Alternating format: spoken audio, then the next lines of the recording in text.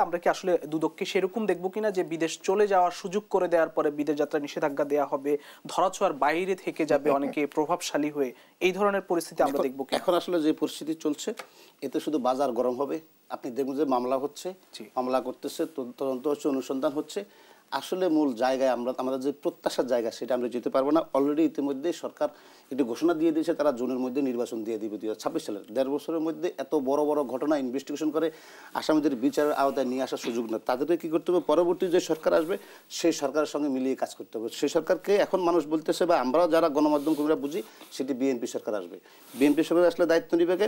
জনাব তারেক রহমান সাহেব। উনি যদি দায়িত্বটা নেন, উনি ইতিমধ্যে তার 31 দফার মধ্যে, যেটা তার 10 নম্বর দফা, ওখানে তিনি বলেছেন দুর্নীতির সাথে কোনো আপোষ হবে না। এখন এই আপোষ হবে না, তিনি ন্যায়পাল নিয়োগ করবেন, তিনি একের সঙ্গে যেটি বলেছেন যে শ্বেতপত্র করবে সেটি প্রকাশ করবেন। এগুলো যদি সত্যি তিনি মন থেকে বলে থাকেন, এখন এখানে বাংলাদেশে আসার পরে উনি কিন্তু একটা ভিন্ন পরিবেশে দীর্ঘদিন ধরে বসবাস করতেছেন, একটা সভ্য জাতি, সেখানে অনেক কিছু ওনার মধ্যে সেগুলা হয়েছে।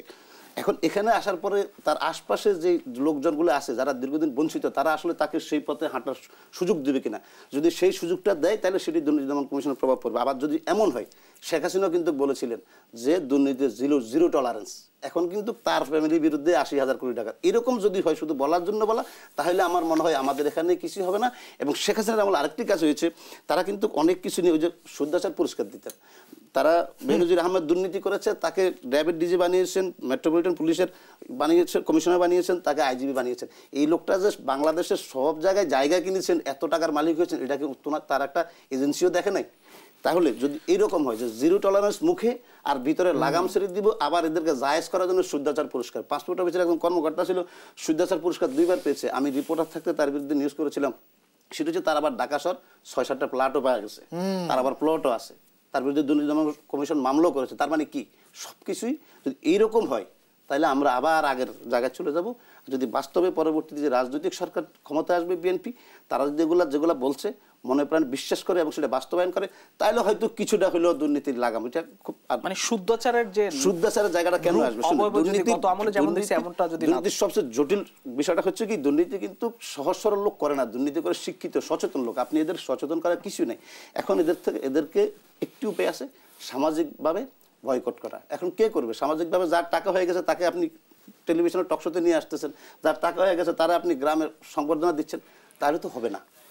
এই জায়গা থেকে আমাদের মানসিকভাবে বেরিয়ে আসতে হবে এবং যারা দৃষ্টান্তমূলক শাস্তি দিতে হবে যারা দুর্নীতি করেছে, যারা দুর্নীতির মেগা স্টার। আপনি যেটা বললেন তারেক রহমান সাহেব আসলে আমরা তো বিএনপি আগের সরকারগুলো দেখেছি, আসার পরে যদি তারাও সেই লাইনে চলে তাহলে নতুন আবার শেষ প্রশ্ন, যে আসলে এই দুর্নীতির ভূত বলি আর কালো বিড়াল, সেটি আসলে তাড়ানো সম্ভব কিনা? এটি আসলে এক কথায় বলার মতো বিষয় না। এটি অনেকগুলা উইংস কাজ করে। দুর্নীতি দমন কমিশন আছে, রাষ্ট্রে যারা থাকে, আমলারা আছে, আমাদের বিচার বিভাগ আছে, অনেক সবগুলো উইংস যদি একযোগে কাজ করে, সবাই যদি আন্তরিক হয় এবং সবার মধ্যে সেই দেশপ্রেমটা থাকে, পলিটিক্যাল পার্টির ঊর্ধ্বে উঠে, রাজনীতির ঊর্ধ্বে উঠে, যে আমার দলীয় কর্মী হলে বিচার হবে না, আমার দলের এমপি হলে বিচার হবে না, তাহলে এটা কখনোই সম্ভব না।